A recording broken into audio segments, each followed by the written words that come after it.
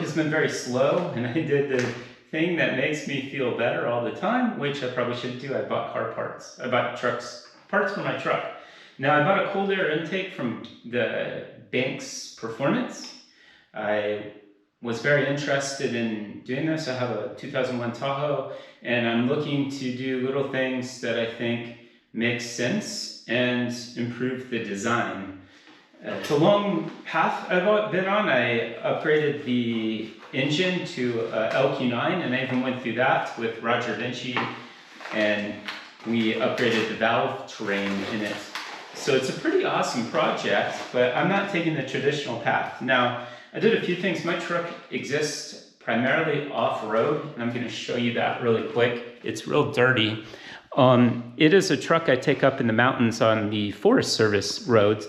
So part of my build goal was to not make a truck where I need a high torque converter, stalled torque converter. I wanted low end torque just from the motor, and I think I achieved that. It works really well off-road. Never had it on a dyno or anything though, but what I have here is I bought the little upgrade add-on item, and this is a screen to keep dirt and mud away from the filter. So just open it all the way really quick. It's self-explanatory. I'll clean my garage floor when I'm done here. So if you guys find this useful, my YouTube channel is a little all over the map, but primarily I love just storing do-it-yourself stuff, things I learned about my truck, little things maybe I reviewed occasionally. Unfortunately, I used to get paid by Amazon and Google, YouTube, because Google owns YouTube, but they're demonetizing me. And so it's made me think I should just quit making videos altogether, but they're so useful, and so many of you helped me on the forums and that I wanted to at least open this up and talk about it, because there was really very few reviews of this for an LS setup. I have a 3rd gen, that's also known as an LS engine, and 3rd gen small block Chevy. Wow, they packaged it really well. I got Gail's autograph on here. I don't know if he literally autographed that box. It came very, very quickly. Ooh, did I cut myself? Probably. In here, I don't want to cut this video, so I'm just going to hold the camera here. And in here we have some foam. Now, I have owned cold air intakes in the past, and my complaint was, I won't say what brands, they're cheap and chintzy and thin material. Now, one thing that's really important about a cold air intake is it is not thin. It's a thick material, and it's smooth on the inside, so the air flows. And this appears to be a much thicker material. I'm just going to take the pieces out and set them here. My garage floor is quite dirty as I'm trying to make a living. It's been very difficult lately. I'm a real estate broker during the day, but my background is engineering, and I just love doing this stuff. So here's a bellows to connect that so the engine can get some movement. And then we have, the customary Go Fast stickers. You can't have a aftermarket part without some stickers. Thank you, Banks, for giving me the Go Fast stickers. I think those are good for 10 horsepower, if I remember right. All kidding aside, I really do love getting those stickers. It's pretty cool. Here we have some band clamps to put it all together. This is a plug. I know this well. So the GM trucks, the GMT800s, Chevys, that's the Silverado, Sierra, Tahoe, Yukon, Denali, Escalade, Suburban, there's a bunch of them. They have a little deal here to tell you when to change the filter, and mine fell off, so they gave me a plug for that, which is really nice. The hardware appears to be of a good quality as well. Small parts bag with your customary California warning. Warning, people die of cancer from this. Oh, okay. Well, I think I'll be okay. Let me take this out. Okay. Oh, that's cool. So we have an input port from the side here that goes against the fender. And then we have another one from the bottom, apparently. One concern I have, and I should have called Banks about this, but I will follow up on it, is I'm off-road and I do tend to splash the water from time to time. There is a Go Fast license plate bracket. That's good for another 5 horsepower. And we have another box in here. So I'm going to put the camera back over here and I'm going to lift this because I'm going to need both hands for this. So right here,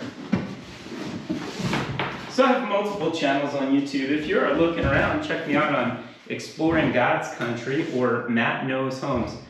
I actually have had a long history of ups and downs making videos, and it's always been a fun side project for me where I have made a little money, but primarily I just love editing and creating videos, but it is a tremendous amount of work and I need to make money right now. Okay, so this is our filter.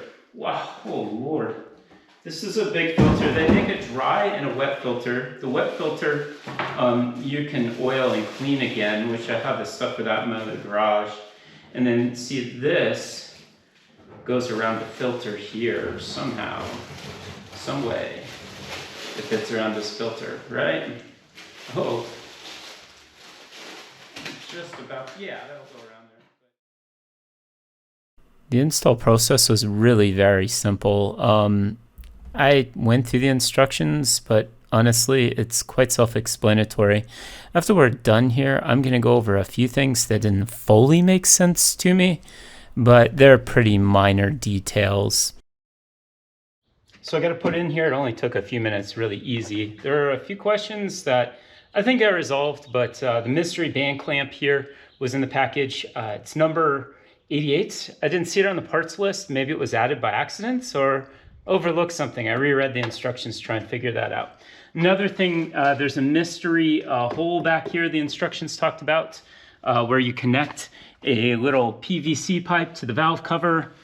That wasn't even in the package, and I've never had anything running to my factory intake like that. So I assume that's not needed for where I live.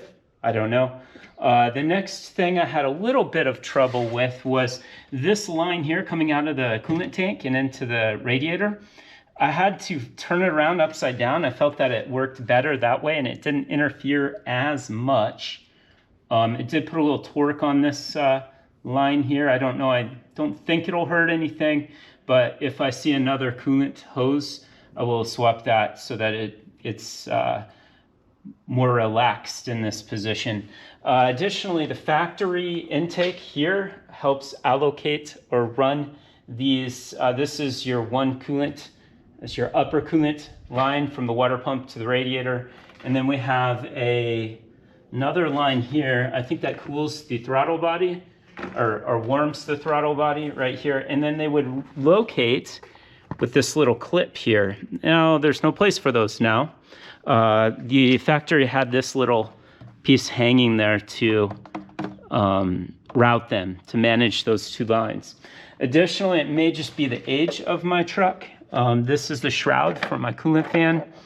I have a mechanical fan and it interferes ever so slightly with the side of this. I may need to trim that or put something there so it don't rub too bad. I did try making sure, doubly sure this is seated correctly and fully, and that it is. Guess this fancy engine cover's loose. But what else did I run into? I'm just kind of interested. So it's open straight to the bottom and open to the side. The fender is typically, this is where the factory one sucks air from. There's a little void in the fender. And the factory has a gasket here. That's pretty ghetto, right? I had to make one from a sponge because my truck's so old. But there is no gasket on this here. I don't know that that's a big deal. I could probably fashion one to make it seal better to this fender. But interestingly, I don't think it'll be an issue, but it's something that will be on my mind. I go off-road and I tend to go through some water, which sprays up a lot of water. the water will be spraying against the fender liner here, and it's breathing right up underneath that. So probably want to make sure. I don't know how much. I might ask them how much air it would suck up, or possibly water. You know, I have actually fiddled around with the intake before, where I stuck my hand across it and revved the engine up and stuff. I don't think it would suck that water, but it's on my mind. I'm excited to try it. We're going to fire the truck up here after I get all my tools out of the engine compartment and the old intake out of the way, and just see what the air to fuel ratio is. I may need to retune this. It's a custom engine I built, and I'm not running the mass airflow sensor currently. I'm just running speed density mode off the manifold absolute pressure sensor.